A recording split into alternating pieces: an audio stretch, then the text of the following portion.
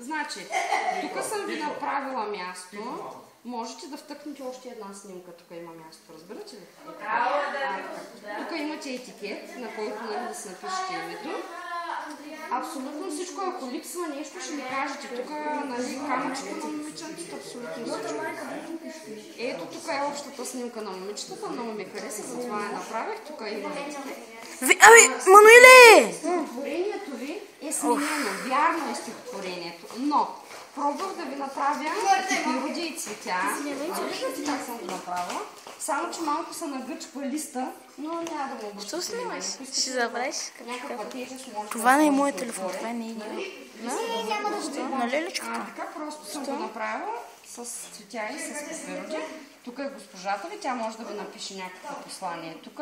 Взимате си въпросите, отговаряте си на въпросчетата. Тук си имате една щитка, имате природа, има такова. Значи можете да сменяте снимките. Снимката се вади.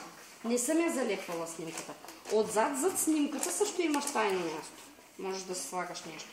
Тук на листчетата, значи, това момиченце отговаря. Ти какво правиш тук? Вижте го писато къде е отишло и вижте го какви стъпки направили тук. Защо си изцепваме стихана, бе? Добре. Значи, тук има листчето и момиченце да отговаря. Това листче е, това момиченце да отговаря. Разбирате ли? Така са направени. Албумчетата. В машинник не един дето си изцапал листчетата на момиченцата. Мишката се търсила. Къде е мишката? Тя няма в моите лексикони. Така. Тук пипирутката задържа листчето.